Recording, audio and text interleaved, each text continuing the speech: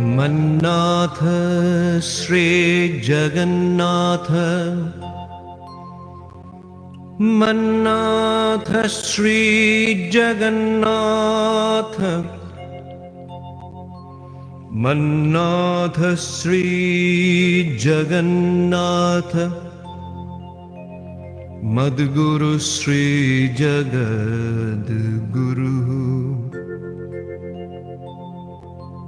ममात्मा सर्वभूतात्मा, ममात्मा सर्वभूतात्मा, ममात्मा सर्वभूतात्मा। तस्मै श्री गुरवे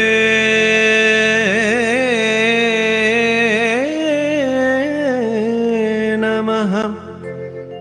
तस्मै श्री गुरवे नमः। तस्मै श्री गुरवे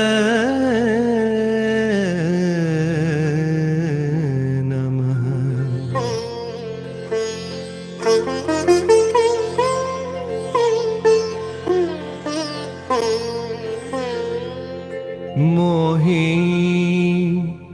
लागिलन गुरु चरणन की, मोहि लागिलन गुरु चरणन की, मोहि लागिलन गुरु चरणन की, मोहि लागिलन गुरु चरणन गे, मोहि लागिलन गुरु चरणन की, मोहि लागिलन गुरु चरणन गे, मोहि लागिलन गुरु। गुरु चरण बिना कछु नहीं भावे, गुरु चरण बिना कछु नहीं भावे। चरण बिना मोहि कछु नहीं भावे, चरण बिना मोहि कछु नहीं भावे। गुरु चरण बिना कछु नहीं भावे। जग माया सब स्वप्नन के, मोहि जग माया सब सपनन के, मोहि लागिलन गुरु चरणन गे, मोहि लागिलन गुरु चरणन गे, मोहि लागिलन गुरु चरणन की, मोहि लागिलन गुरु चरणन की, मोहि लागिलन गुरु चरणन की।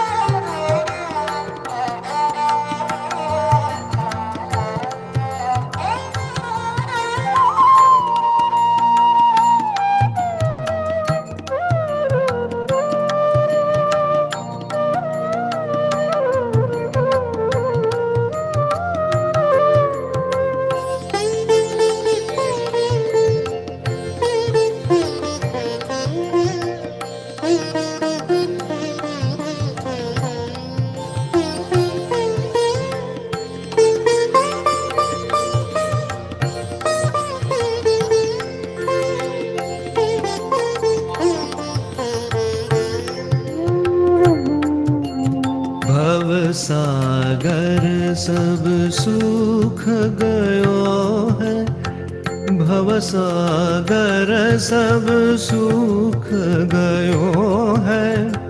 भवसागर सब सुख गयो है, भवसागर सब सुख गयो है। फिकर नहीं मोहि तरनन की, फिकर नहीं मोहि तरनन की। भवसागर सब सुख गयो है, भवसागर सब सुख गयो है। फिकर नहीं मोहि तरनन की।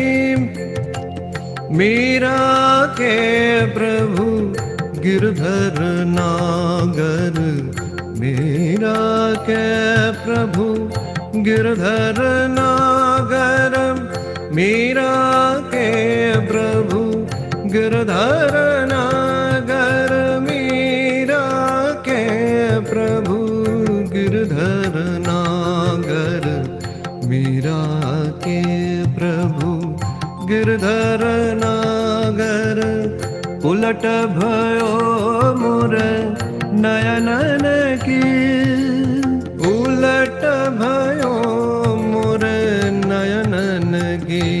मोहि लागी लगन गुरु चरणन की, मोहि लागी लगन गुरु चरणन की।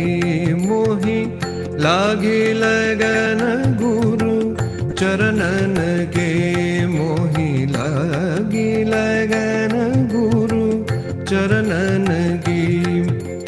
गुरु चरण बिना कछु नहीं भावे, गुरु चरण बिना कछु नहीं भावे। गुरु चरण बिना कछु नहीं भावे। चरण बिना मोहि कछु नहीं भावे। चरण बिना मोहि कछु नहीं भावे। जग माया सब स्वप्नन की, जग माया सब स्वप्नन की। मोहि लागी लगन गुरु चरणन की। मोहि लागी लगन गुरु चरणन की। मोहि लागी लगन गुरु चरणन की। मोहि लागी लगन गुरु चरणन की।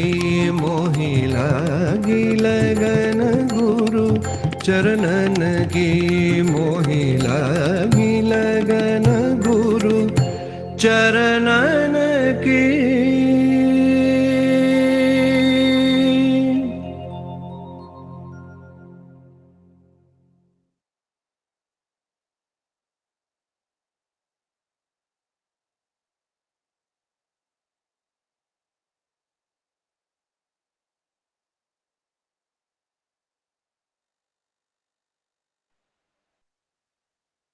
विवेक दर्शन में सभी आप सबको स्वागत। अभी हम लोग हिंदी सत्र में कोलंबो टू अल्मोड़ा स्वामी विवेकानंद लेक्चर का the sages of India, Bharatvarsha के महापुरुषगण, इसके ऊपर आज चर्चा जो है उनके मैड्रस लेक्चर का तृतीय लेक्चर है। उसके बाद शुरू करेंगे। हम लोग मनीष आज उपस्थित हो। मनीष इस विषय के ऊपर प्रारंभिक कुछ चर्चा कुछ शुरू करें। अरे मनीष जी, प्रणाम महाराज। हाँ, विवेक दर्शन में सभी का स्वागत है और सभी को मेरा नमस्कार। हम लोग पढ़ रहे थे इसके पहले स्वामी जी मद्रास में जो विभिन्न लेक्चर्स दिए, उसी के क्रम में जो अगला उनका व्याख्यान है वो भारत के महापुरुष द सेजेस ऑफ इंडिया, इस नाम से उन्होंने दिया। इसमें प्रस्तुत व्याख्यान में स्वामी जी ने किस तरीके से भारत में विभिन्न महापुरुष कब किसी कैसी आवश्यकता के अनुसार आए, इस चीज को इंगित किया है, बताने की चेष्टा किया है। जैसे कि सबसे पहले हम गीता के जो श्लोक को याद करेंगे या बोलेंगे, इसमें भगवान श्री कृष्ण स्वयं कहते हैं कि यदा यदा हि धर्मस्य ग्लानिर्भवति भारत अभ्युत्थानम् अधर्मस्य तदात्मानं सृजाम्यहम्। अर्थात हे भारत, जब धर्म की हानि और अधर्म की वृद्धि होती है, तब मैं धर्म की रक्षा और अधर्म के नाश के लिए समय समय पर अवतार ग्रहण करता हूँ। यही भारतीय धारणा है। अब यहाँ पे ध्यान देने योग्य बात यह है, जो कुछ भी गीता में कहा गया है, भगवान श्री कृष्ण उसके मूर्त स्वरूप है। यानी कि मैसेज और मैसेंजर एक है, इसमें कोई कंट्रोवर्सी नहीं है।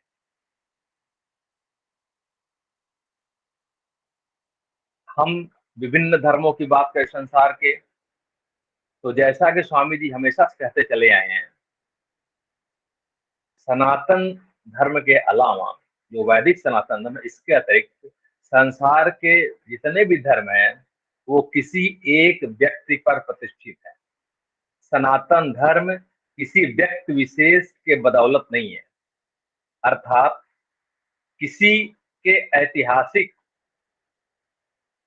पुष्टि मिलती है नहीं मिलती है, या इतिहास में उसका जिस तरीके से जिक्र है, उसके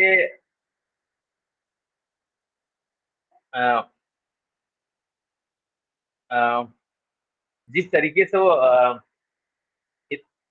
इतिहास में वर्णन होता है उनके जीवन का, जीवन काल का, अगर उनकी शिक्षा उसी के अनुरूप नहीं है तो कहीं न कहीं कॉन्ट्राडिक्शन की वजह से उनका खुद का व्यक्तित्व लगेगा कि ये कुछ मिथ्याचरण है। यानी कि हमारे अपने अवतार या महापुरुष जो हुए हैं, उन्होंने वही कहा जो वो थे या जैसा वो जीवन जिए। क्योंकि धर्म सनातन परंपरा के हिसाब से किसी एक बुक में, किसी एक व्यक्ति में सीमित नहीं किया सकता। और धर्म का जो विषय वस्तु है वह इंद्रियों के परे है, वह इंद्रियातीत है। हम अपने इंद्रिय और सीमित मन से उसको समझ भी नहीं सकते। हमें इंद्रियातीत होना पड़ेगा, मन के परे जाना पड़ेगा। मन कहा जाता है कि भगवान मन के अगोचर है, और जो कि हमारे धर्म का मुख्य अंग है वो श्रुति है। जैसा कि स्वामी विवेकानंद ने बताया, श्रुति और स्मृति। श्रुति वह है जिसमें एटर्नल ट्रुथ्स है, सनातन सिद्धांत है, और स्मृति या पुराण वह है जिसमें अवतारों का जिक्र है, महापुरुषों का जिक्र है, जिसके माध्यम से हम श्रुति को समझ पाते हैं। यानी कि वेदों के अनुगामी स्मृति पुराण है। और उन्होंने यह भी बताया, जब कभी कंट्रांडिकेशन होगा, यानी दो बातें एक सी नहीं मालूम होगी, तो हम स्मृति को छोड़कर वेदों या फिर श्रुति को ही मानेंगे। स्वामी विवेकानंद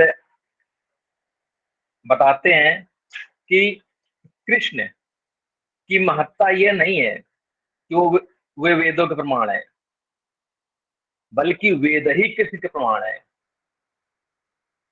कृष्ण या किसी भी अवतार का कद इतना बड़ा कभी नहीं हो सकता कि वह वेदों के चरम लक्ष्य तक पहुंच जाए, क्योंकि वहां पे एक्सप्रेशन नहीं, वो एब्सोल्यूट ट्रूथ है।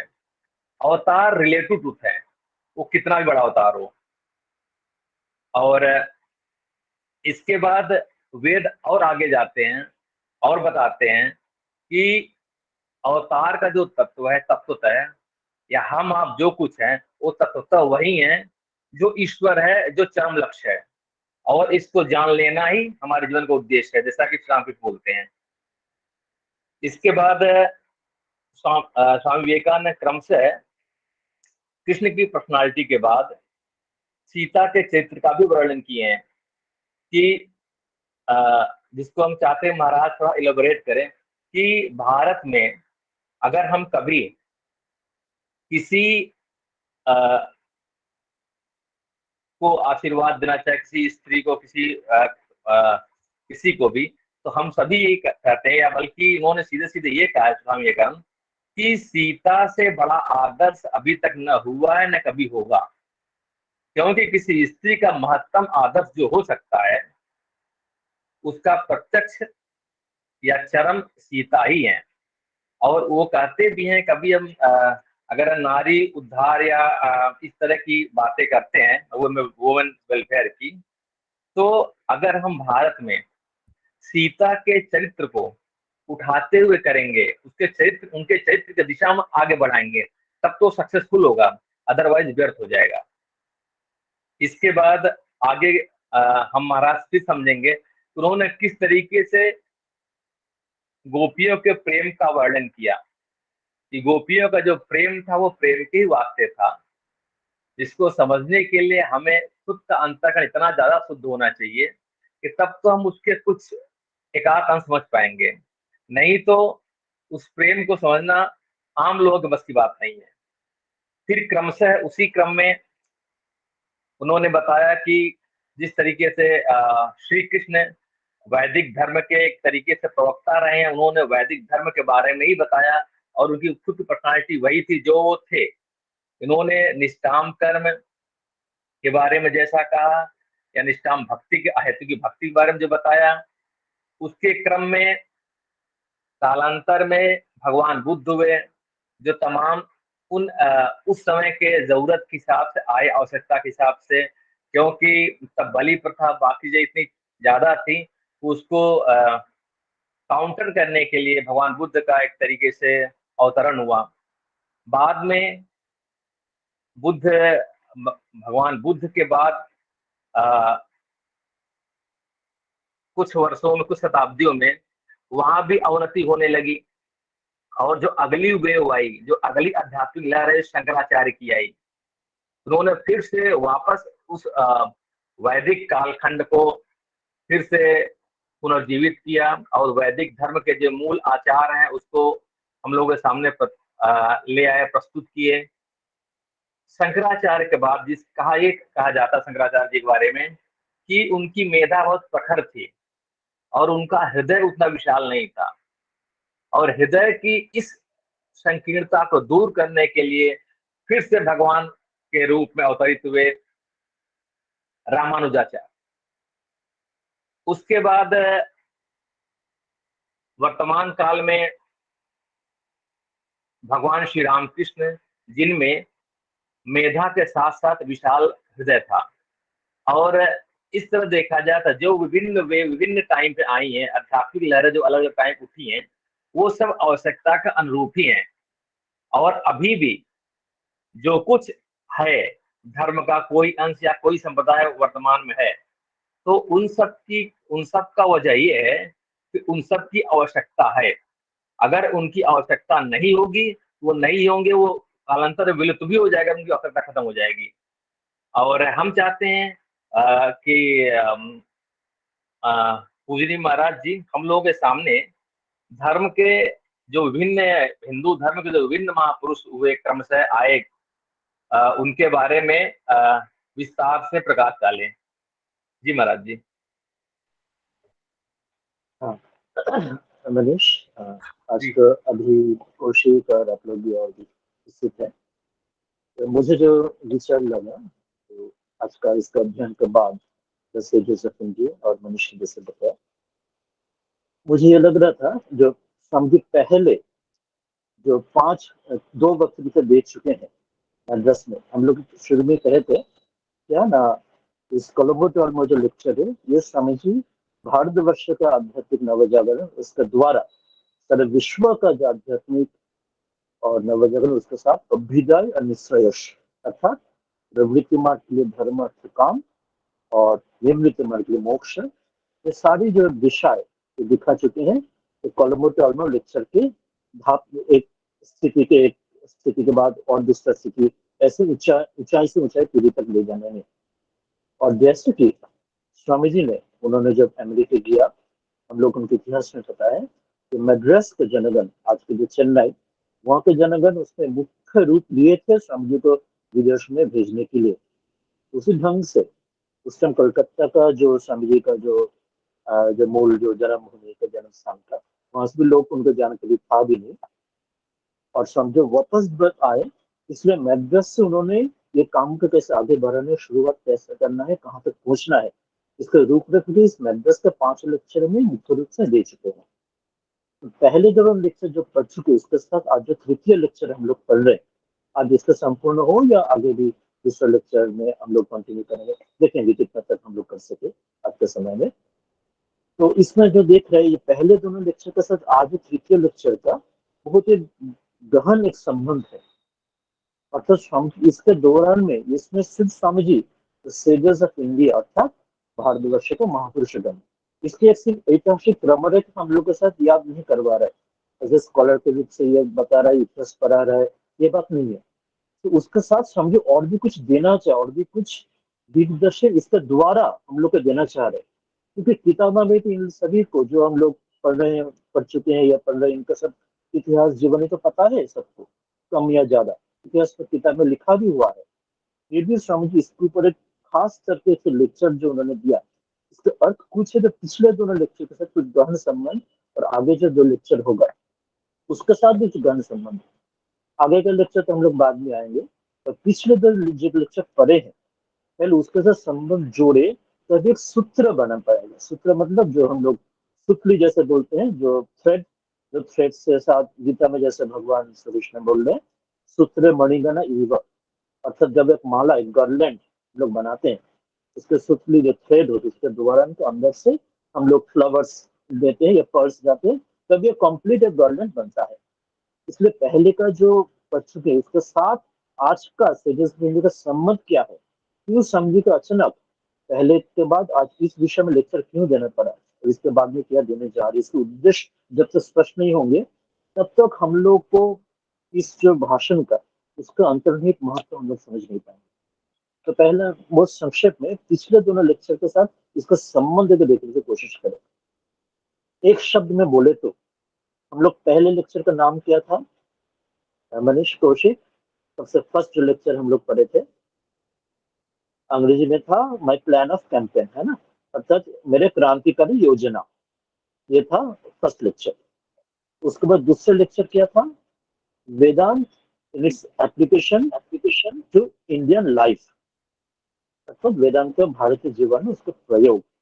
उस दोनों लेक्चर का निष्कर्ष क्या था, तो सबसे पहले जो लेक्चर समझे दिए थे मद्रास में, प्लान ऑफ कैंपेन मतलब क्रांतिकारी योजना, उसका निष्कर्ष एक शब्द में समझे बोले थे, तो भारत का दोबारा पुनर्जागरण, पुनरुत्थान के लिए, उसके द्वारा सर विश्व के पुनर्जागरण के लिए, पुनर्आध्यात्मिक भाव के लहर में बहने के लिए क्या चाहिए, प्रकृत शिक्षा, एजुकेशन, प्रकृत शिक्षा, साक्षरता वो चाहिए। द फर्स्ट पॉइंट, ये हम लोग के एक फॉर्मूले के आधार पे हम लोग को मन में बहुत ग्रथित होना चाहिए। एज ए फॉर्मूला, जैसे सूत्र बोलते हैं हम लोग, वेदांत में भी हम लोग, भारतीय शास्त्र में ये दिशा निर्देश ऐसे ढंग से है। हमको ज्ञान के लिए हम लोग ब्रह्म सूत्र है, योगों के लिए पतंजलि योग सूत्र है, भक्ति के लिए नारद भक्ति सूत्र इत्यादि इत्यादि है। अर्थात सभी जो इसके सामूहिक रूप एक फॉर्मूला का आधार है, जिसका अंग्रेजी में फॉर्मूला जैसे बोलते हैं, इस आधार में ग्रथित है। ये ग्रथित जब तक नहीं ले पाएंगे, पहले और बाद का संपर्क हम लोग चूक हो जाएंगे। तो सबसे पहले लेक्चर में यही बताया जो भारत का जो what is the need of the day, need of the hour, that is प्रकृत रियल एजुकेशन, ट्रू एजुकेशन। तो ये पहले सबसे बात करना, व्हाट इज दैट एजुकेशन, कौन सा एजुकेशन, वो है क्या, ये समझे दूसरा लेक्चर में आए थे, वेदांत इन एप्लीकेशन टू इंडियन लाइफ। दूसरे लेक्चर में समझे क्या बोले थे, व्हाट इज दैट एजुकेशन, समझे एक ही शब्द बार बार बोले, उपनिषद उपनिषद उपनिषद। उपनिषद एक पुस्तक भी है, अर्थात वेदांत को, जो वेद का जो अंतिम अंश, जो अभी मनुष्य ने अच्छे से बहुत सुंदर से बताया, जो श्रुति का जो अंतिम भाग है, वेद का अंतिम भाग वेदांत, और वो सबसे हर प्रकार में ऊंचाई में रहेगा स्मृति के तुलना में। स्मृति में कोई भी कमियां या कोई भी प्रश्न, कोई भी हम लोग को कुछ भी परेशानी हो तो श्रुति के प्राधान्य मान्यता रहेगा। तो श्रुति मतलब वेद, वेद का अंत भाग है वेदांत, उसके दूसरा शब्द है, यानी कि सिनोनिम है उपनिषद। तो वो तो एक पुस्तक का नाम हुआ, उसके साथ साथ उपनिषद का अर्थ दूसरा अर्थ भी है। क्या अर्थ है ना, उपनिषद अर्थात उप मतलब नजदीक में, पास में, आसपास में, नियर, टू बी नियर, और नी मतलब निश्चय पूर्वक, verily, very much, fully, and सद मतलब उसका जो उनका प्रकृति रूप से ज्ञान उसका आना, या उसका जो अंधेरा, उसका जो अज्ञान उसका दूर हो जाना, उसका जो सत्य का अवधारण होना, अर्थात निश्चित रूप से होना। और कैसे होगा, ऊपर पूर्वक, अर्थात जब गुरु के पास आके वो लेंगे तभी निश्चय रूप से होंगे। मतलब उपनिषद एक अर्थ से एक पुस्तक का नाम भी हुआ, जो हुआ वेदांत का अर्थात श्रुति का अ, अंतिम भाग। अंतिम भाग इस अर्थ से, दो अर्थ से अंतिम भाग है, एज अ क्रोनोलॉजिकल वे में भी वेद का जो अंत भाग है, एज अ चैप्टर वाइज में अंतिम भाग ही उपनिषद आ रहा है। उसके पहले आ रहा है मंत्र, ब्राह्मण संहिता, ब्राह्मण, आरण्यक, आखिरी में उपनिषद। इस ढंग से भी आ रहे हैं, और दूसरे ढंग से भी आ रहे हैं, अर्थात Upanishad is the crux of the philosophy of the truth of Veda, of the Shruti. अर्थात वेदों में जो आध्यात्मिक जो भी ज्ञान संदर्भ हम लोग को दिया जा रहा है, हमारे जो चारों पुरुषार्थ है, प्रवृत्ति मार्ग के लिए धर्म अर्थ काम, जिसको अभ्युदय कहा जाता है, और निवृत्ति मार्ग में मोक्ष। तो that is the fourth, the higher highest stage. Staircase में सीढ़ी के ऊपर चढ़े तो एक मंजिल से दूसरा मंजिल, तीसरा मंजिल से छाप में स्टेयरकेस रूफटॉप में चढ़ने गए तो this is the highest of the truth ever discovered in human, through human consciousness, in everywhere anywhere in the world। तो उपनिषद उसका अंतिम, उसका चूड़ांत, उसका सर्वोच्च, उसका शिखर है, उसका क्रांति, उसका क्रस्ट ज्वेल। इस ढंग से उपनिषद का दो अर्थ भी हुआ, अर्थात दैट इज वन बुक भी है, उसके साथ उपपूर्वक, अर्थात जो गुरु के ऊपर, ऊपर मतलब लिया, जो गुरु के पास जाएंगे, गुरु एकमात्र दे सकते, गुरु से शिष्य के बाद ट्रेडिशन, परंपरा, गुरु देंगे शिष्य को मिलेगा। और निश्चित रूप से वेरीली, इसमें कुछ भी संदेह नहीं, कुछ भी कमी नहीं है, ये होना ही होना है। जब गुरु के पास से होना है तो विद टर्म, जब समय आएगा तुम जब उसका तैयार बनोगे तब उसमें आएगा। और क्या बनेगा, सद मतलब, अर्थात दो तीन अर्थ है, अर्थात उसके दौरान मेरे जो अज्ञान या अंधेरा उसका दूर होगा, मुझे सत्य का जो एहसास होगा। सो अभी दोनों का अर्थ क्या आया। तो फर्स्ट लेक्चर में स्वामी जी बोला प्लान ऑफ टेम्पल में, तो मुझे प्रकृति शिक्षा चाहिए, एकमात्र प्रकृति शिक्षा भारत के दोबारा जागरण कर सकते हैं, और भारत के दोबारा सारे विश्व का दोबारा उठा सकते हैं। This is the first point, the first lecture of the Madras 5 Madras lectures. Second lecture में क्या मिला, तो वेदांत यानी उपनिषद, यानी गुरु के पास जाके निश्चित रूप से जो अपने आप को, ये जो अंधेरा से, जो हम लोग वेद का एक मंत्र हम लोग बोलते हैं ना, तीसरे क्लास में बोले थे, असतो म सद्गमय, तमसो म ज्योतिर्गमय, मृत्युर्म अमृतम गमय। अर्थात मुझे असत से, मुझे सत में, झूठा से मुझे जो सही में ले जाओ। तमोसमा ज्योतिर्गम, मुझे अंधेरे से मुझे रोशनी ज्योति की तरफ ले जाओ, और मृत्यु में अमृतम, मुझे मौत से मुझे अमरत्व की तरफ ले जाओ, ले चलो। ये जो जर्नी है, इसको मुझे पहुंचना है to the destination. Upanishad is the meaning of that. तो दैट इज द प्रकृत शिक्षा, वो है। वो प्रकृत शिक्षा कैसे होगा, कहाँ से होगा, दैट समझी comes in this third lecture of the 5 Madras lectures. That's why this is called the sages of India. इसलिए स्वामी जी यहाँ पे इस लेक्चर का बात बोल रहे हैं। अर्थात क्या आया, मुझे प्रकृति शिक्षा से एक नंबर, प्रकृति शिक्षा क्या है, वो मुझे गुरु के पास जाके, उनके पास निश्चित रूप से ये जो जर्नी मुझे तैयार करना है, असत से सत, अमर, मृत्यु से अमरत्व, अंधेरे से ज्योति तक ले जाना है। वो किसके पास जाने से मुझे मिलेगा, कौन उसके दिशा निर्देश करेंगे, कौन उसका आइडियल होंगे, कौन मेरे वो हीरो होंगे, कौन मुझे राह दिखा सकते इस अंधेरा में। जैसे आज के दिन में हम लोग गूगल, इंटरनेट मीडिया में गूगल मैप के आधार पे रास्ते चलते हैं, तो उसमें उसी ढंग से मेरे जीवन के रास्ते चलने के लिए कौन है मेरा ध्रुव तारा, उसमें पोल स्टार, कौन मुझे राह दिखा सकते हैं। They are the sages of India. This that's why समझी come to the third lecture this way. तो पहले प्रत्यक्ष शिक्षा का बात हुआ, दूसरे में दूसरा ये उपनिषद का बात हो, वही उपनिषद शिक्षा है। और शिक्षा लिखने के लिए हमको शिष्य होकर कहा किसके पास जाना पड़ेगा, गुरु के पास जाना पड़ेगा। तो गुरु कौन है, वो है दिस सेजेस। तो जिसमें पहली बात क्या ध्यान रखना पड़ेगा, उपनिषद में ना सबसे पहले ऊपर शब्द है, अर्थात मुझे शिष्य बनना पड़ेगा। This is the first essential quality to learn and study this lecture and to go forward. वो उसके बाद है निश्चित, उसके बाद भी सत्य। बिना शिष्य हुए हैं इसमें नहीं हो सकता है। अर्थात मुझे इसका ये जो परंपरा इसके साथ पूर्ण श्रद्धा रखते हुए, जैसे नचिकेता में कठोपनिषद में उन्होंने पूर्ण श्रद्धा रखते हुए यमराज का पास दिए, जैसे गीता में अर्जुन ने अपने शिष्यों को ग्रहण करते हुए श्री कृष्ण पास सीखे, उस ढंग से first quality to learn even this third lecture and to go forward is. इसमें स्वामी जी इसलिए बार बार आएंगे सीता का विषय में, और आएंगे वही गोपियों के विषय में जो अभी मनुष्य ने भी बताया, उसमें समझी ये बात बार बार बोल रहे हैं। इसके लिए वन इज क्वालिटी है, तभी तुम्हारे पास अधिकारी होगा, तुम होगे, तभी तुम इसको अर्थ समझ पाओगे गोपियों को जो भाव के विषय में।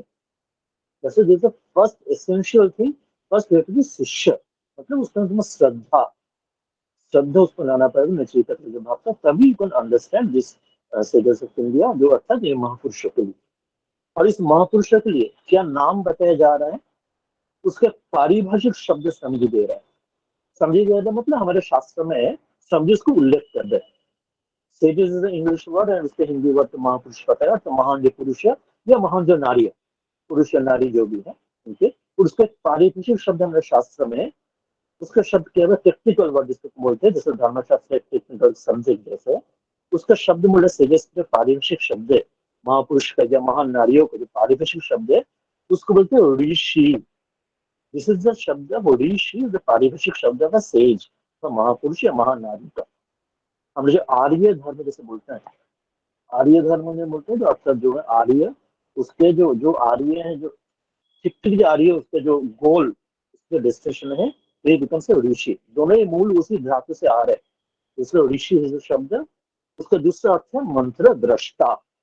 मंत्र दृष्टा मीन्स, मंत्र मीन्स जो मनन त्रायते, जिसका तुम मनन करने से तुम्हें ये त्राण करेंगे। कहाँ से त्राण करेंगे, वही जो हम लोग पढ़े थे, असत से सत तक, तमो से ज्योति तक, मृत्यु से अमरत्व तक, ये त्राण करके मुझे उस तरफ ले जाएंगे। मननत्रायते, दैट इज मंत्र।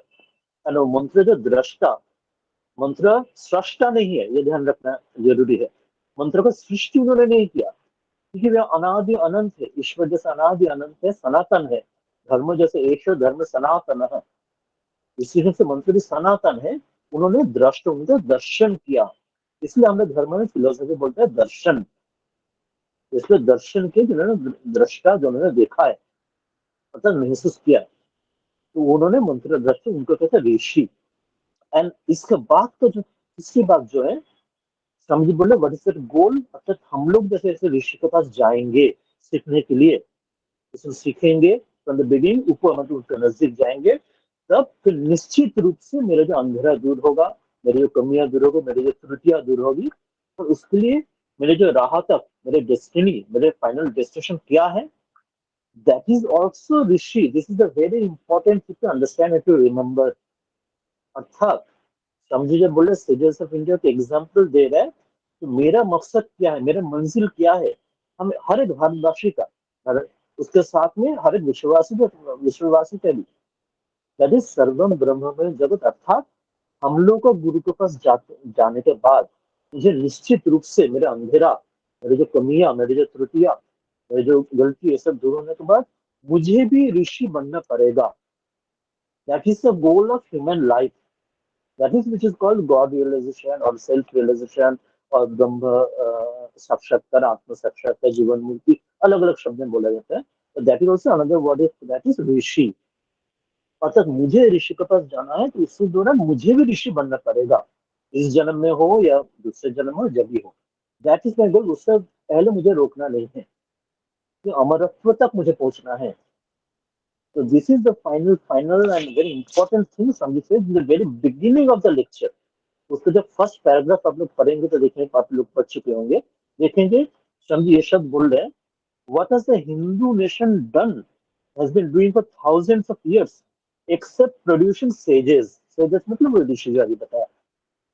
अर्थात दिस इज, ये हमारे नेशन का, भारत के धर्म का, ईश्वर धर्म सनातन का, ये हमारे This is the end product of our civilization. Other civilizations, they started and they collapsed. The Greek, Roman, and so many.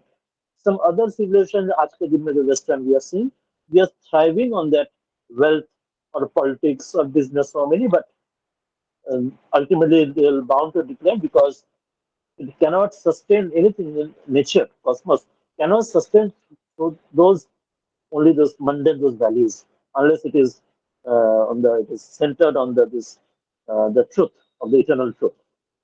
That is why ultimately हमारा नेशन को उतना सर्वोच्च सत्ता हम लोग ले चुके हैं और हमारे नेशन का दिशा निर्देश दिक निर्देश ऋषि तैयार करना मतलब हम लोग को आपको मुझको सन्यासी हो गृहस्थ हो जो भी हो उसको ऋषि बनना है।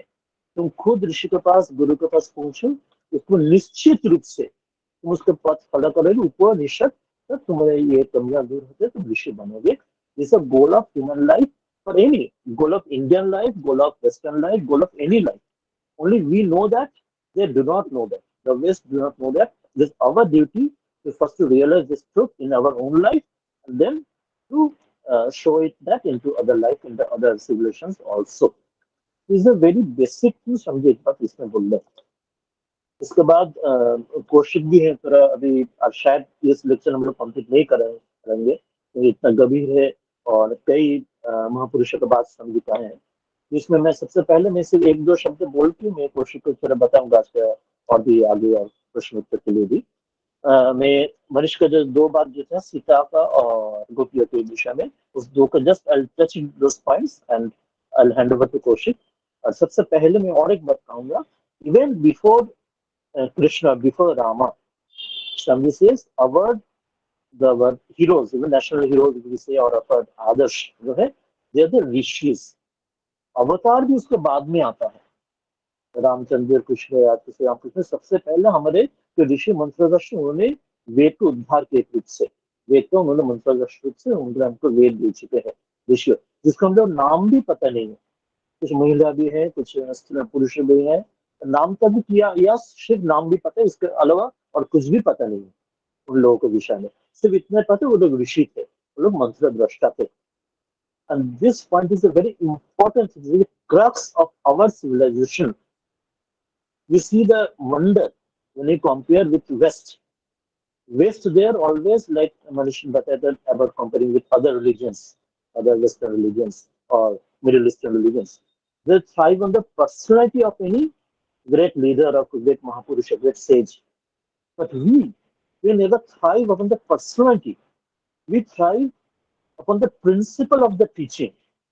हम लोग को वेदों को ऋषि का से नाम के अलावा कुछ भी पता नहीं है कुछ भी पता नहीं लगभग पर उनका जो वेद का संभार उपनिषद हमारे प्रधान मूल ग्रंथ हुआ श्रुति हुआ इसलिए हम उपनिषद बन चुका जिसका सिर्फ एक एक ऋषि का नाम ही पता है और कुछ भी नहीं।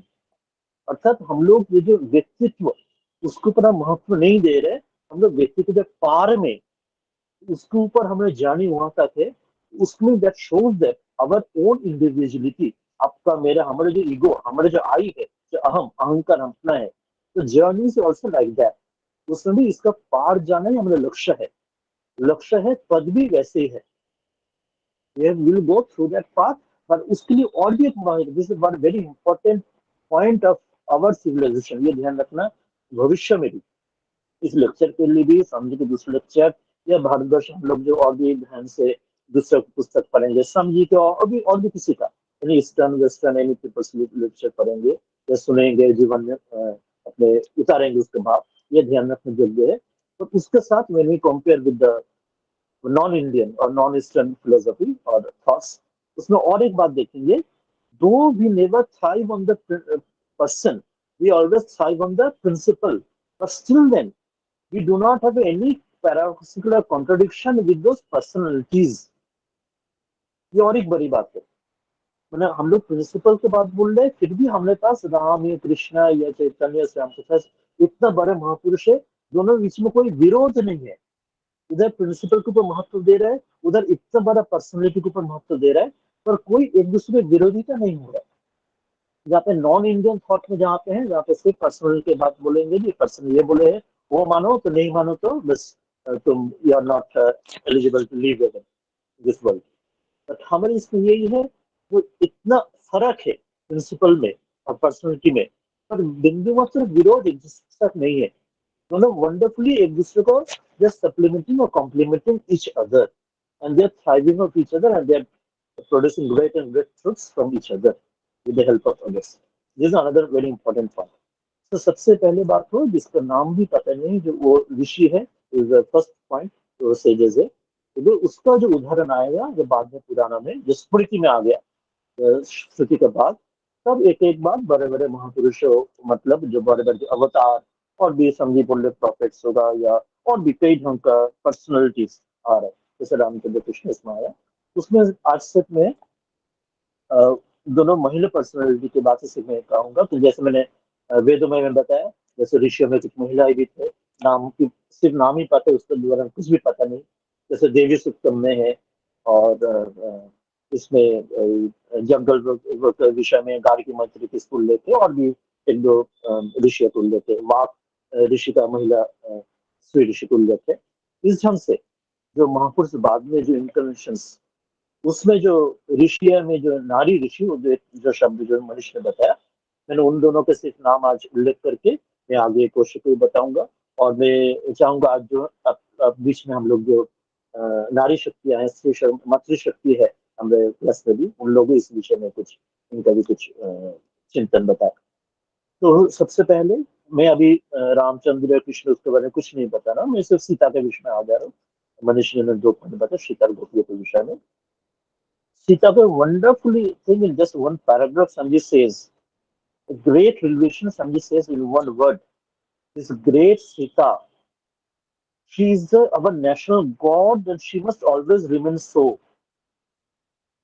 Just see Samji's words, wonderful words. Samji says, the great Sita, she is our national god. वो हमारे ईश्वर है, हमारे देश का, हमारे जाति ईश्वर है, और उनका हमारे भविष्य के लिए, जब तक भारतवर्ष में एक भी भारतीय जीवित रहेंगे सारे विश्व भर में, वो वैसे ही रहेंगे, उनको वैसे ही रहना चाहिए। हमारे भारतीय ईश्वर सीता है। और उसके बाद संजय बोले, we are all children of Sita, हम सभी माँ सीता का संतान है, हम सभी। ये वेरी इंपॉर्टेंट ये बात स्वामी जी बता रहे। और सीता की जो यूनिकनेस, यूनिकनेस उदाहरण में स्वामी जी एग्जाम्पल एक जगह बताया, जो the women of India must grow and develop the footprints of Sita, and that is the only way. उसके बाद उनका 2 एक पॉइंट उन्होंने बताया स्वयं क्षेत्र के विषय में, purity, all patience, all suffering and everything, because Ramayana का कहानी तो हम लोग को विस्तृत से पता है, उनको हम लोग सभी को, उनका जन्म से उनका पतल को इसके सारी कहानियां। तो उनका जीवन का जो श्री रामचंद्र जी के साथ जीवन की उनको जो घटना है, जो कहानी, this shows the one way of the strength of any human being can possess.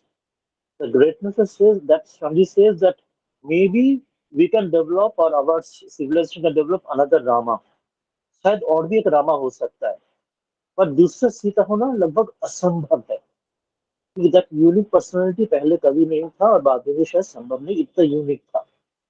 What was the strength, इसके ऊपर आधारित है। स्वामी जी कर्मयोग एक जगह स्वामी जी उदाहरण दे रहा है।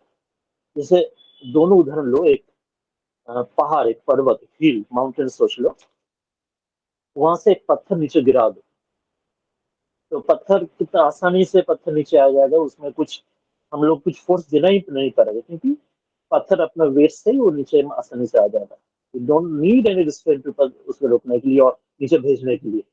पर सपोज वो पत्थर के भेजने तुम्हें रोकना है, उल्टा का ऑपोजिट करना है, रोकने से तुम्हें रोकना चाहिए, तब कितना स्ट्रेंथ देना पड़ेगा तुम्हें। वहां से पत्थर नीचे अपने ग्रेविटी के कारण नीचे जाना चाह रहे, तुम उधर खींच के उसको रोकना चाह रहे, सिर्फ रोकना ही नहीं, तुम्हें दोबारा खींच के उसको ऊपर तक, जहाँ पे हिल टॉप में था वहां तक ले जाना पड़ रहा है।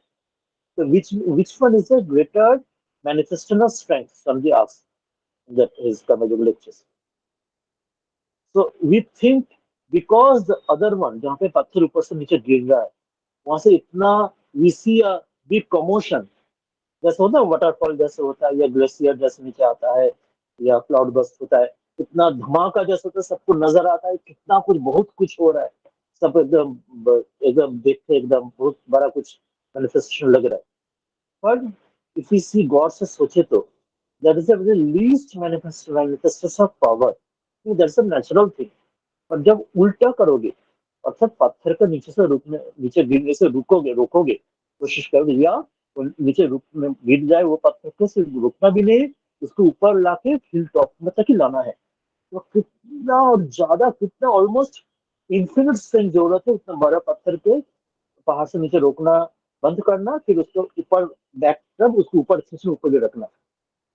पर देखने say that will look very, कुछ भी जैसे देखने लायक कुछ भी नहीं होगा, है ना। इसमें होगा बहुत बड़ा वाटरफॉल है, बहुत धमाका हो रहा है, बहुत आवाज, बहुत कुछ देखने लायक होगा, पर उसमें तो कुछ भी नहीं है। ऑलमोस्ट एक पत्थर, एक पसने से तुम्हें बहुत खींचने की कोशिश की ऊपर लेकर, this nothing to be wonderful to देखने के लिए। तो दिस इज अ डिफरेंस। ये डिफरेंस इसलिए एग्जांपल इसलिए दिया, तो सीता's लाइफ में when we see all the suffering the patients, आज के दिन में ये प्रश्न हो सकता है, आज के जो मॉडर्न वर्ल्ड, जिस वर्ल्ड में हम लोग हैं, ये प्रश्न उठ सकते हैं, वाई इज नेम से कि आज के दिन में तो, आज के दुनिया इसके दूसरे ढंग से she could have reacted, she को दूसरे ढंग से उनको आचार विचार नहीं ऐसे करना चाहिए था, कहना इस ढंग से क्यों किया। तो there is nothing in glorious in the life, always it is a crying and always misery and suffering, शुरू से अंत तक महान उतना अच्छे ऊंचाई क्या है। But this is the difference when you understand that story of that falling of a stone and pulling of the stone up, which is a greater manifestation of power. This is a pulling of the stone up. So Sita magnifies and she shows that strength. The pulling, there's almost a really infinite and the almost, which is the strength which is imperceptible, totally imperceptible, and almost we cannot understand and we cannot fathom the depth of the strength that she has manifested it from her beginning of her life to the end of her life, alone, all alone.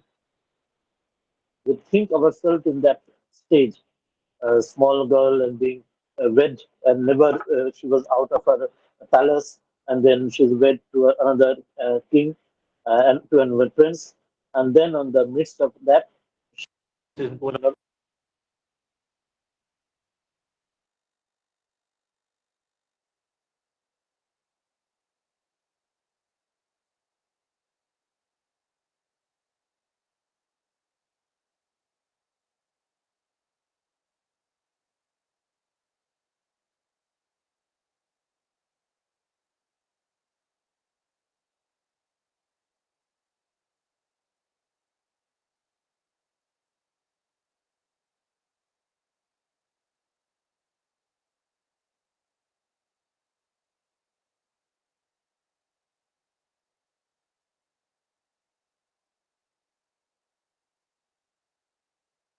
hello. थोड़ा शायद आवाज थोड़ा चले गया था, मेरा network थोड़ा चले गया था बीच में। Hello, hello. जी महाराज। जी मैंने सुनाई दे रहा हूँ हाँ कुछ। हाँ, थोड़ा ठीक। So that is the example of Shita's strength. In very short, and the next point is about गोपियों के विषय में, जो अभी एग्जांपल, दूसरा जो एग्जांपल सेक्शन विषय में हम लोग कभी इनफैक्ट श्री राम श्री कृष्ण उन लोग के विषय में आज आया ही नहीं, आज सिर्फ ये दोनों एग्जांपल क्लियर है। और सेकंड एग्जांपल इज गोपियों के विषय में, उसके विषय में वही वही बात कहना है। द फर्स्ट द ये द में से द अधिकारी होना, to be ready to even understand the गोपियां and the love for Sri Krishna. इसके लिए फर्स्ट ऊपर, उपनिषद का जो ऊपर था, you have to be and take refuge to Guru or Ishwar or the sages, and you have to get the Shraddha like Nachiketa. Then only you are ready to understand about the gopis. Before that, you are not even eligible to understand the love of gopis. This is what Swami says in the lecture. इसलिए वो बात स्वामी जी बोल रहे हैं that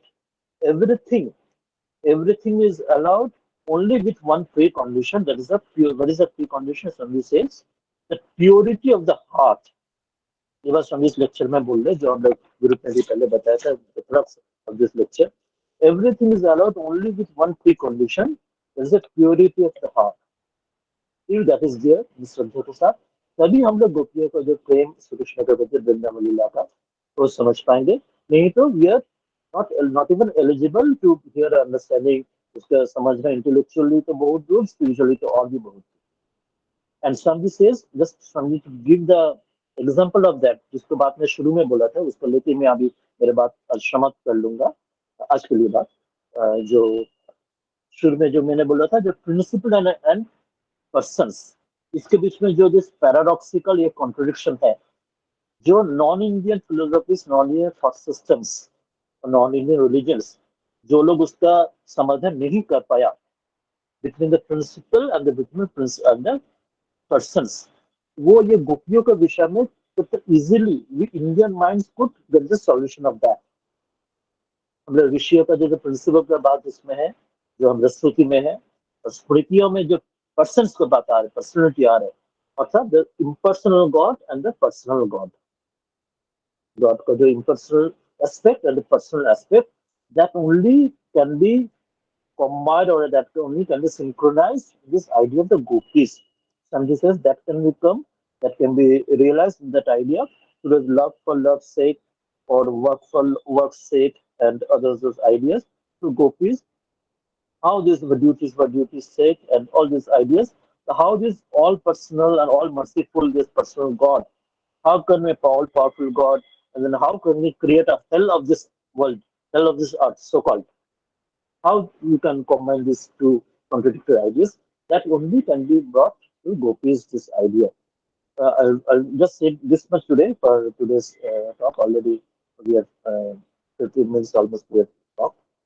So ये दोनों बात, और उसके लिए समझने के लिए first precondition we have to have the purity of the heart to understand even that, and the upa matlab to be near the guru or near the ishvara, near the sage, the shishya, and have shraddha like Nachiketa.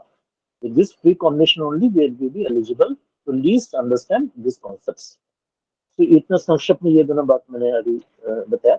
इसके बाद जो मूल जो एक एक जो अवतार और एक एक पर्सनलिटी की चर्चा हम लोग आगे करेंगे, शायद आज संभव नहीं हो तो अगले दिन में करेंगे, अगली सेक्शन में, अर्थात श्री रामचंद्र के विषय में, श्री कृष्ण के विषय में, भगवान बुद्ध के विषय में, भगवान शंकराचार्य के विषय में, श्री रामानुज के विषय में, श्री चैतन्य के विषय में, श्री रामकृष्ण के विषय में, और भी बीच में जो चर्चा आएगा।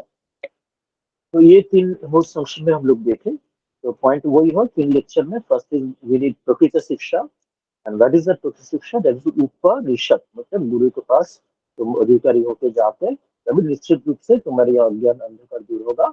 उसके लिए you have to come near the sages, जो ऋषियों का पास जाना पड़ेगा, और मकसद है कि तुम्हें भी ऋषि बनना पड़ेगा। Ultimately you have to be rishi, तो गुरु के आना काफी नहीं है, उसके बाद तुम्हें भी ऋषि बनना पड़ेगा।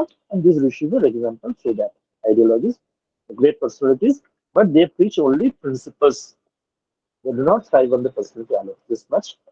तो इसके ऊपर मैं आज क्वेश्चन भी बताऊंगी, और हमारे बीच में जो मेरे मातृशक्ति जो आज है इसमें क्लास में, तब आप लोगों से मैं चाहूंगा जो आज जो नारी ऋषि के विषय में जो स्वामी जी ने उदाहरण दिए, वेदों में भी उदाहरण दिए, जैसे देवी सूक्त में वाघ गार्गी ऐसे उदाहरण, और पुराना में माँ सीता के विषय में, और भागवत में गोपियों के विषय में, इस विषय में आप लोग भी कुछ बताएंगे। मातृशक्ति में बताऊंगा जो माँ आज जो है, और क्वेश्चन भी आप देख रहे हैं, इसके बाद कुछ बोलो।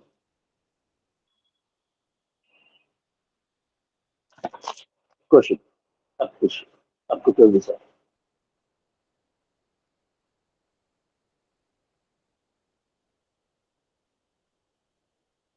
हेलो कौशिक, या और भी कोई आप लोग अपना विचार रखना चाहेंगे? और भी जो लोग हैं यहाँ पे, ए दोषी, कमेश्वर राव, रंजीनी, रत्न सिंह जी, शंकर लाहिरी जी, सुमा गोमुख जी, कोई भी कुछ विचार रखना चाहेंगे?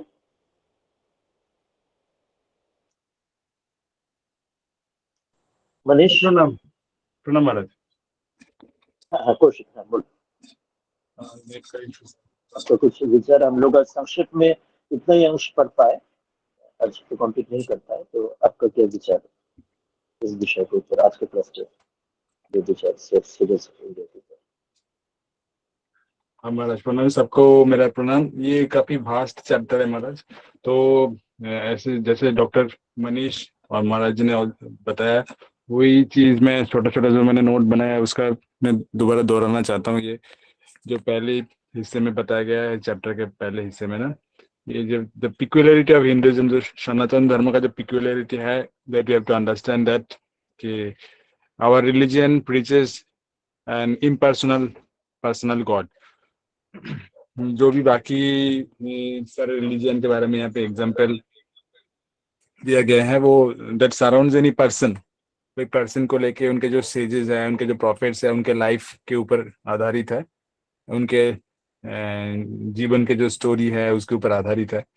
तो जैसे भी जो जब भी कोई धर्म, कोई रिलीजन, कोई भी सेजेस या प्रॉफिट्स के जीवन के ऊपर आधारित रहता है, तो उसमें कोई कॉन्ट्रडिक्शन, कोई अगर चैलेंज करता है, कोई हिस्ट्री टेक्स्ट टॉर्चरिंग, इसमें कुछ अगर ऐसा कुछ प्रॉब्लम होता है, कुछ चैलेंज आता है, तो उसमें कोई कई बार सोल्यूशन नहीं आता, मतलब कई बार वो रिलीजन को सस्टेन करना मुश्किल हो जाता है। कई बार पहले भी ऐसा हुआ है, बहुत सारे ऐसे रिलीजन है जो कि डिस्ट्रॉय हो गया, वो ऐसे क्योंकि वो कोई भी उनके प्रॉफिट्स या फिर उनके जो स्टेजेस है उनके जीवन के ऊपर आधारित था, तो किसी ने चैलेंज किया, कोई आके आउटसाइडर कोई आके चैलेंज किया, तो they could not sustain because it was only based on the story. जो पिक्युलरिटी, सनातन धर्म का जो पिक्युलरिटी ये है कि इट्स बेस्ड ऑन प्रिंसिपल्स। इसको बोलते हैं कि वेद जो है, उपनिषद जो है, वो अपौरुषेय है, it's impersonal, it's not based on any person, it's based on the principles. That's why it's sustaining ages after ages, since time immemorial it is still sustaining.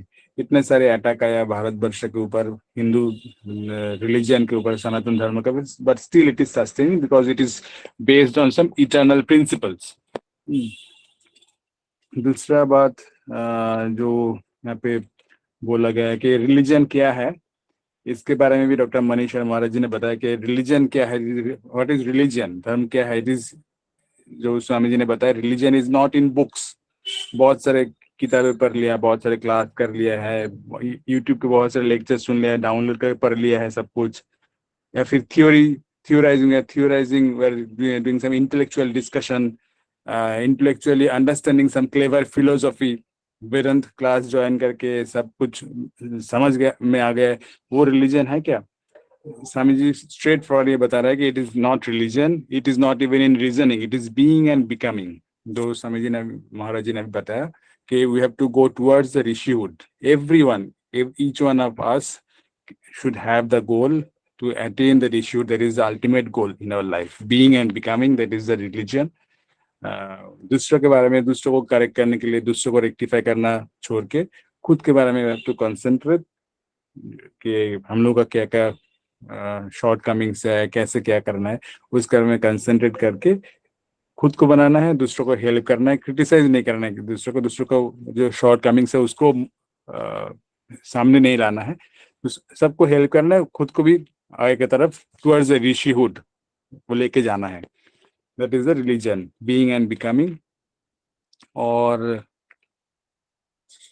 ये बहुत ही महत्वपूर्ण बात यहाँ पे बताया गया चैप्टर के अंदर ना, जो हम लोग बहुत ही ये करते हैं कि दूसरे रिलीजन में कि this is not shopkeeping, it is nothing to do, religion, true religion has nothing to do with shopkeeping के भगवान मेरा आपको ये चलाएंगे, वो करेंगे, आपका ये पूजा कर देंगे, मेरा ये काम कर दो, अगर नहीं कर दोगे तो फिर दूसरे गॉड के पास चले जाएंगे, दूसरे धर्म को ले लेंगे, दूसरा कोई रास्ता ले लेंगे। ऐसा नहीं होता है।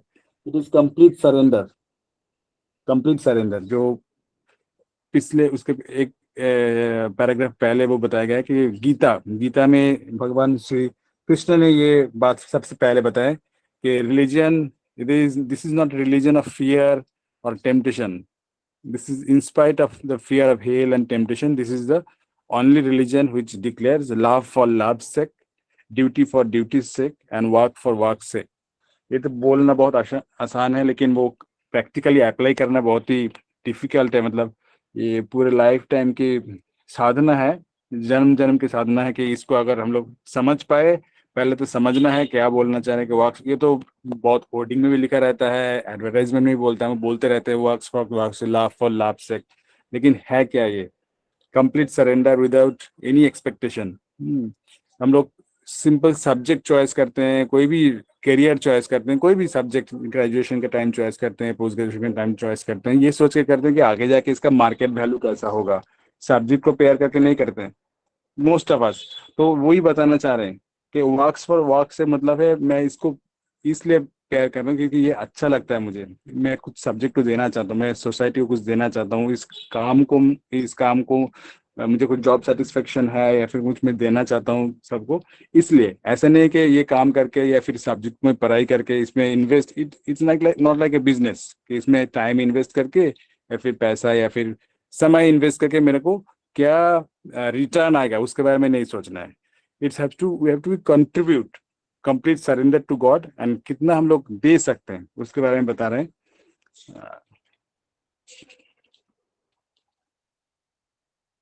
मनोज जी और कोई कुछ बोलेगा तो मेरे को इतना ये 2-3 चीज अच्छा लगा इसलिए मैं डिस्कस करना चाहिए थी महाराज जी।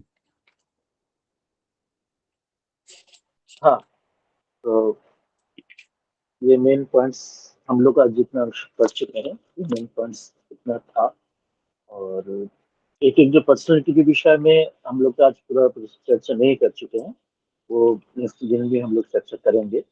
इस क्लास को हम लोग दोबारा इस विषय के ऊपर चर्चा करना पड़ेगा। और मनीष, आप भी कुछ कहोगे और बाकी कोई भी कुछ कहना चाहेंगे तो?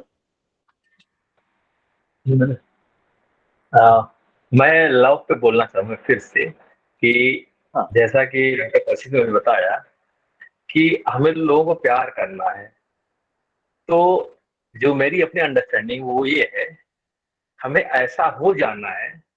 तो लव जो है एक स्पॉन्टेनियस फ्लो हो, हमारे अंदर से वो बाहर की तरफ प्रवाहित होता रहे अनकंडीशनली।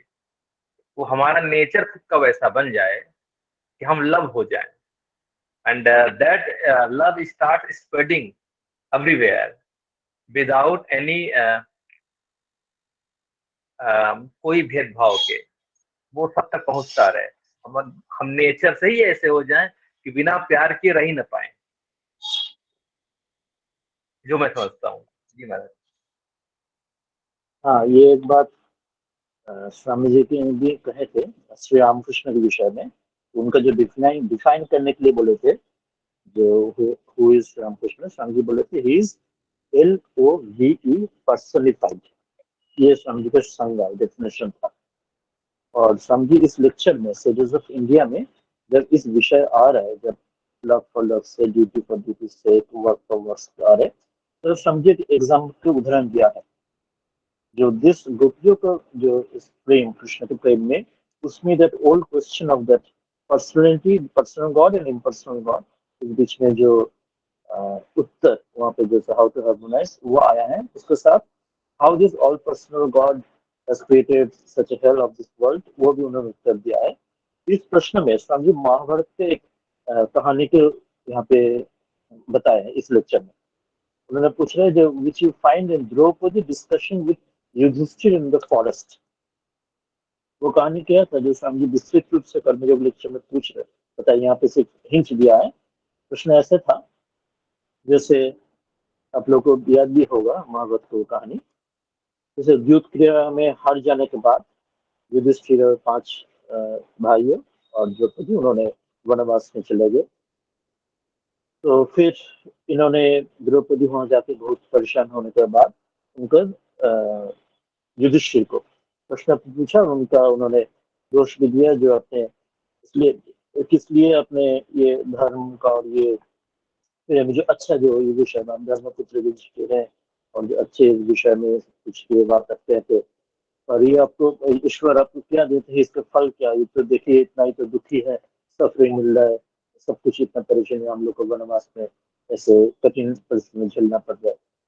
तो इसमें आपको इसमें ईश्वर को आप इसके बावजूद भी आप ईश्वर ईश्वर या धर्म की इस विषय में करते हैं, क्या मतलब है, क्या फायदा है इसमें कर रहे हैं। यही प्रश्न था द्रौपदी का, इसके उत्तर जो दिए थे युधिष्ठिर वनवास में, ये बातें स्वामी इस लेक्चर में बोल रहे जो which you find Draupadi discussing with Yudhishthira in the forest। इसके विषय में स्वामी दूसरा लेक्चर में बताया कि ये उसमें युधिष्ठिर जो उत्तर दिए थे द्रौपदी को, ये बात ये था, उन्होंने बोले थे ये है द्रौपदी, वो जो सामने जो हिमालय पर्वत, इस पर्वत को देखो। हम लोग सभी लोग शायद हम लोग हिमालय कभी जा चुके हैं, देख चुके भी हैं कहीं भी, या पता भी थोड़ा बहुत होगा। देखो उन्होंने यही बात बोले, तुम देखो सामने जो हिमालय को देखो, जो वन में जंगल में है, उसकी इतना सुंदरता, उसका जो गहन, उसका जो विशालता, उसका जो शुभ्र ये शिखर, उसका जो ये बर्फ, और उसका जो इतना असाधारण, सच ग्रेटनेस, उसमें जो ग्रैंडनेस, इसके सामने कुछ मैंने अपने बोल बात भी बंद हो जाती, इतना सच ग्रेट थिंग, कुछ कुछ तुलनाएं भी कुछ नहीं आते। बट उसके बाद ये उससे बोल रहा है जो ग्रैंड है, बट उसके सामने वो तो मुझे कुछ नहीं देता है, मेरे उनके सामने में इतना कुछ ऐसे भाव हो रहा है, सच ग्रेट ग्रैंड हिमालय, पर हिमालय मुझे दुनिया में कुछ नहीं देता है। मुझे तो हिमालय में जैसे जंगल में हूँ, आज वनवास में हूँ, इतना कठिनाई है, इतना परिश्रम है, इतना परेशानियां है, जंगल में शाहपत के जंगली जानवर है, इतना कठिनाई में, हम राजप्रसर से दूरी में इतना दुखी हूँ हम लोग सभी लोग। पर हिमालय का पास है, हिमालय मुझे कुछ नहीं दे रहा, और सच ग्रेटनेस हिमालय का जिसमें नेचर, ये उस उतना ग्रेटनेस हिमालय को उनका अच्छा, उनको भलाई, उसका ग्रेटनेस, उसको बढ़ावा देने के अलावा I can not stand without doing that. मतलब Himalaya such a great, yes without comparison, वो मुझे कुछ भी नहीं देते, पर मैं उनके विनिमय में, मैं उसका I do not do give and take with him, with Himalaya. तो वो मुझे कुछ देंगे तब विनिमय में उनको प्रेस करूंगे, ऐसे नहीं है। वो मुझे कुछ नहीं देते, पर मैं out of my own nature I can not do without praising Himalaya greatness. इसके बाद ये बोल रहे, that is the case with God also, with Ishwar also, with धर्म ऑल्सो। जो वो मुझे विनिमय में कुछ नहीं दे, तब भी my nature is like that. I have realized in that nature there is a mistake.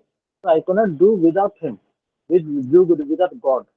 I love for love's sake. I do my work for work's sake, do my duty for duty's sake. I do not trade in dharma, trade in religion. अर्थात मैं दुकानदारी, पटवारी बुद्धि जैसे हम कृष्ण बोलते थे, दुकानदारी मतलब गिव एंड टेक, जो बिजनेस, मैं गॉड के साथ में बिजनेस नहीं, मैं करने नहीं जा रहा। तो मुझे इतना देंगे तो उसके विनिमय में प्यार दूंगा, काम दूंगा, या जो कुछ मैंने कुछ अपने सर्विस दूंगा, मिलेंगे तब नहीं। इसलिए मैं नेचर कुछ भी मुझे ना दे, या उल्टा भी दे, मुझे कुछ परेशानी भी करे, इससे भी बड़ी बात जो समझे दूसरी जगह बोल रहे, जो कुंती जो बोले थे श्री कृष्ण को, यहाँ पे तो युधिष्ठिर ये बोल रहे हैं जो मुझे एक अंश बोल रहे हैं अप टू वन स्टेज, तुम्हें लव फॉर लव से work for duet for duet, मुझे कुछ भी नहीं मिला, तब भी मैं बाय नेचर मैं उनसे प्यार नहीं करके रह नहीं सकता। और उसमें कुंती एक जगह वो भी एक्सटेज, अब जाके जो गोपियों का भाव, वो भाव लेके कुंती कुछ है श्री कृष्ण को, ये हे श्री कृष्ण, तुम मुझे दुख ही दिया करो। ऐसा घटना की बोले, हम लोग तो भगवान से मैंने उतना तो छोड़ दे, हम लोग बिजनेस में वही रहता है, तो कुछ मिले, कुछ मुझे स्वार्थ मिल जाए, इतना ही हम लोग, इसमें ही हम लोग दिन भर रहते हैं। और ये बात बोल रहे हैं कुंती श्री कृष्ण को, ये भगवान श्री कृष्ण, वो बोल रहे पिछले स्वत मतलब वो उनका आंटी थे, फिर उनका बोल रहे जो मुझे दुख दिया था, क्यों? क्योंकि मैंने देखा है जब मैं दुख में पड़ती हूँ तब मुझे तुम्हारी याद आता है, मुझे सुख में रहता, आनंद में रहता, तब तो मुझे मैं तुमको भूल ही जाता हूँ, तुमको भूल कर मैं सुख में इतना मस्त रहता हूँ, मैं तुमको पूरा भूल जाता हूँ। इसलिए तुम्हें याद करने की एक ही कम से कम मैंने तरीका देखा, जब दुख में रहते तब कम से कम तुम मेरे साथ हर वक्त रहे थे। तो मुझे तुम ही चाहिए, मुझे सुख नहीं चाहिए। मैं सुख मुझे जहर की तरफ लगता है, पॉइजन लगता है, जो सुख तुम्हारे बिना है। तो मुझे कम से कम दुख भी दिया करो, तब उसे तुम मेरे पास साथ में रहोगे। ये बात वचनामृत में श्री रामकृष्ण गॉस्पेल में श्री रामकृष्ण कह रहे हैं पांडवों के विषय में, उन्होंने ये बात बोल रहे हैं श्री रामकृष्ण। तो देखो पांडव लोग, अर्थात चाहे ये पांडव, कुंती भी वही पांडव हुआ, द्रौपदी युधिष्ठिर भी पांडव हुआ, तो बात बोल रहे देखो, तो पांडव लोग उनका उनके जीवन में कितना कष्ट है। राजपुत्र है जो हस्तिनापुर में राजा थे, जिसमें मैदाना और ये विश्व का उनका प्रसाद बन चुके हैं, बनाए थे, इंद्रप्रस्थ बनाए थे। पर वो लोग इतना परेशानी झेल रहे, वो लोग एक भी कुछ नहीं, वो लोग जतुगृह में जलने के हालत में, इतना वनवास, अज्ञातवास, युद्ध, मतलब शुरू से अंत तक परेशानी है, परेशानी है, कहीं भी कुछ आनंद कुछ भी नहीं मिल, सुख कहीं भी नहीं मिल रहा है। पर इतना परिश्रम, इतना कष्ट, इतना दुख झेलने के बावजूद भी, उसके बीच में रहने के बावजूद भी वो लोग कभी भी अपने धर्म से कभी विच्युत नहीं हो रहा है। अर्थात वो हर वक्त कृष्ण का और उसके जो धर्म के अनुसार जिससे जो जिस पथ में रहना चाहिए, कोई भी कुटिल, कोई कोई नेगेटिव, कोई कोई क्रिकेट वे नहीं ले रहा है, वो सही धर्म के रास्ते में चल रहा है। तो this is the grand thing of गोपियों को, ये बात में जो कह रहे हैं, तो गोपियों को वो दैट स्टेज, जो इस जन्म में गोपियों को और भी एक स्टेज जो गीता के अंत में जो श्री कृष्ण बोल चुके, जो यहाँ पे स्वामी जी बोल रहे हैं, जो Gita is the message of personified of, मैंने sort of Shri Krishna is the personified Gita message का। तो अंत में जो है सर्वधर्मन परित्यज्य मामेकं शरणं व्रज, तो वो जो बात है, तो अर्थात धर्म अधर्म सब मुझे परित्याग कर मुझसे मेरा शरण लिया करो। गोपी का वो भाग है, उन्होंने सब कुछ छोड़ के अपने कुलवधु कुलस्त्री होकर अपने धर्म लज्जा अष्टपास, जो 8 पास से हम कृष्ण बोलते थे, लज्जा घृणा भय, ये सारे जो पास हम लोग को रज्जु जैसे, हम सर्प जैसे हम लोग को बांध चुके हैं, ये सब कुछ छोड़कर उस श्री कृष्ण के पास दूसरों से गोपियों उन्होंने लिया था। तो ये समाज संस्था सब कुछ छोड़ के लव लव सिक्स वो भाग में चली गई डालेंगे। That is the final idea of the when this personal impersonal God can be combined.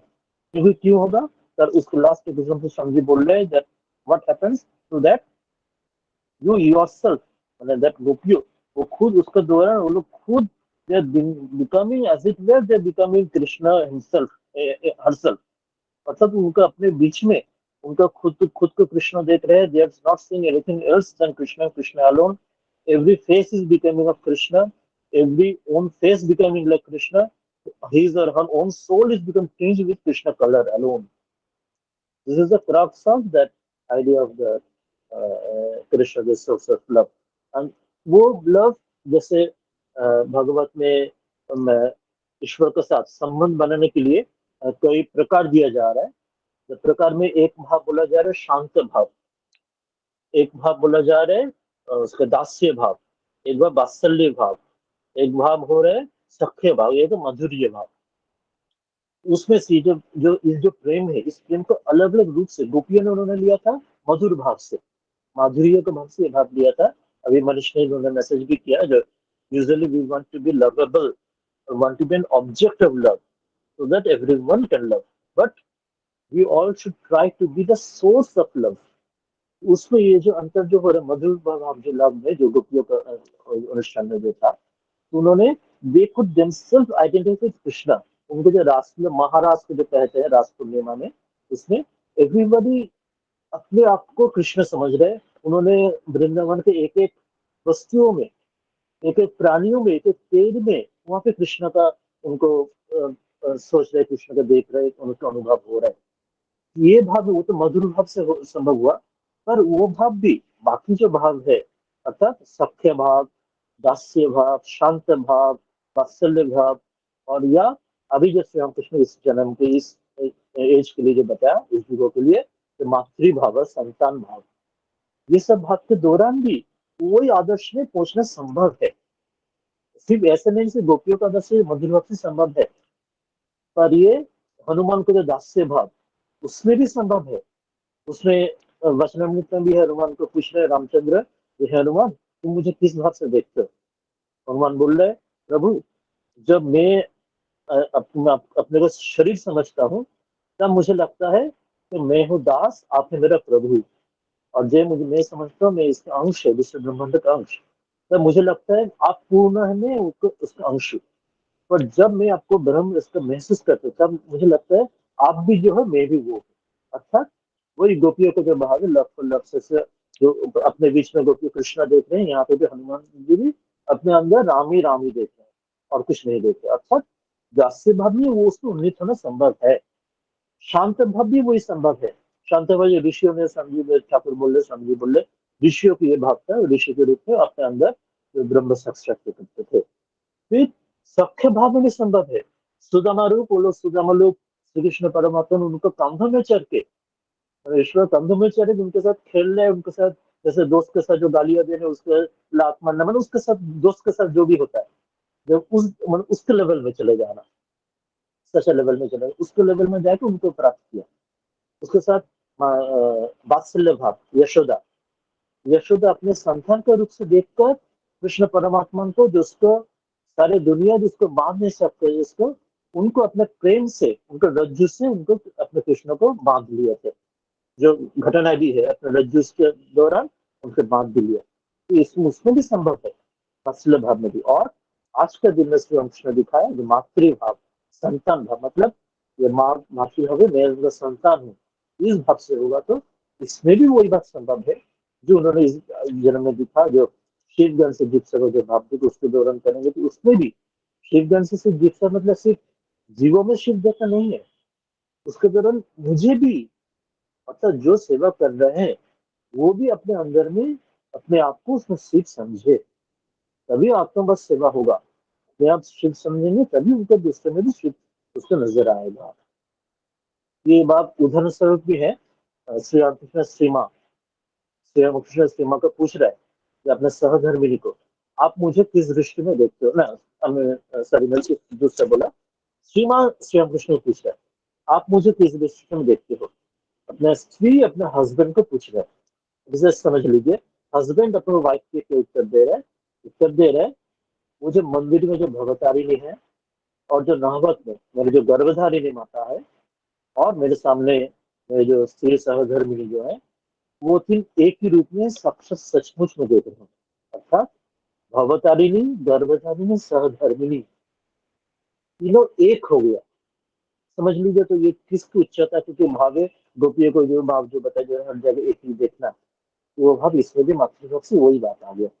गर्भधारिणी, Bhavatarini, सहधर्मिणी, उनमें भी एक भाव देखना। और सीमा भी वही बोल रहा है।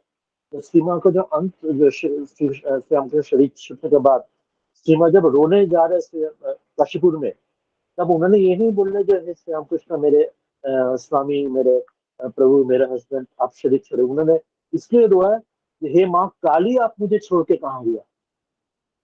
मतलब सीमा रो रहा है श्री रामकृष्ण के देख के, जो उनका जो शरीर छूट रहा है, ये उनका माँ काली बोल के संबोधन कर रहे हैं।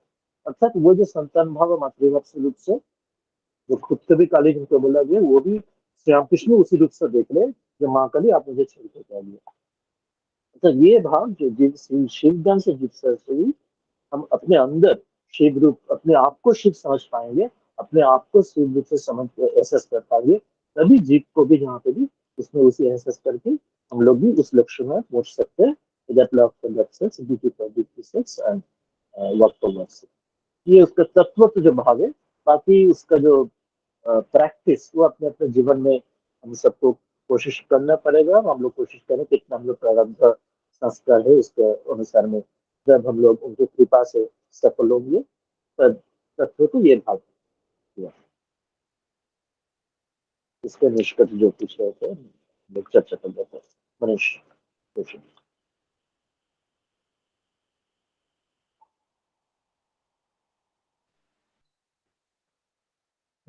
टाइम हो गया मेरा सर। हाँ ठीक है, तब तो आज इसका अंत कर सकते हैं।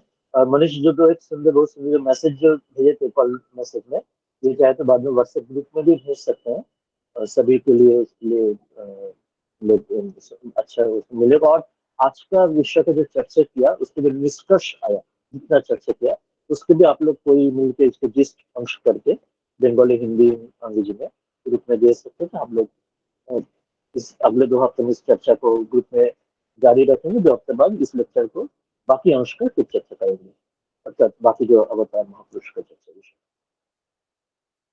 तो आप कोई उसका हैंडल करें, मनीष या कौशिक कंक्लूड करें। किसी का तो और कोई प्रश्न नहीं है। हाँ, आखिरी में लाइन फिर से वही प्रेम के बारे में बताना चाहूंगा कि प्रेम की वो अवस्था जब हम खुद को समझने लगे, हम एक पात्र हैं, पॉट है, और हमारा जो रियल सोर्स है, हमारा अपना सोर्स है, that is the source of love, that is the infinite source of love, that is overflowing from the pot we that are.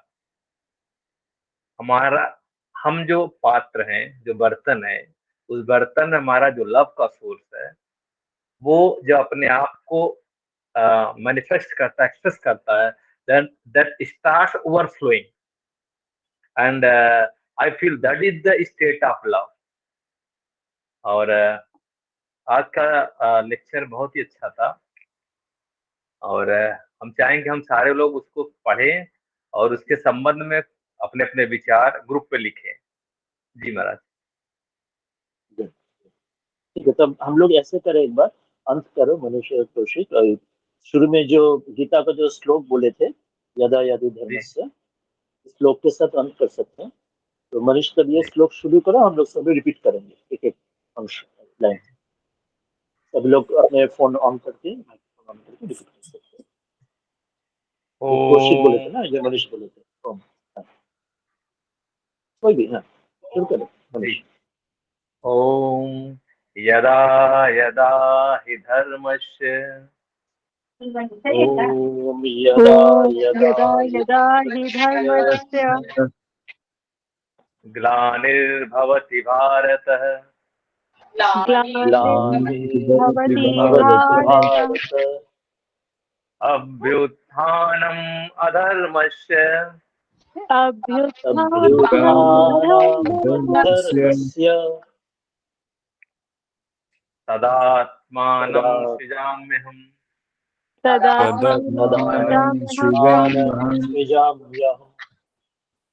Om Shanti शांति परित्राणाय परित्राणाय साधूनां परित्राणाय साधूनां परित्राणाय साधूनां विनाशाय च दुष्कृतम् विनाशाय च दुष्कृतम् धर्म संस्थापनार्थाय धर्मसंस्थापनार्थाय संभवामि युगे युगे।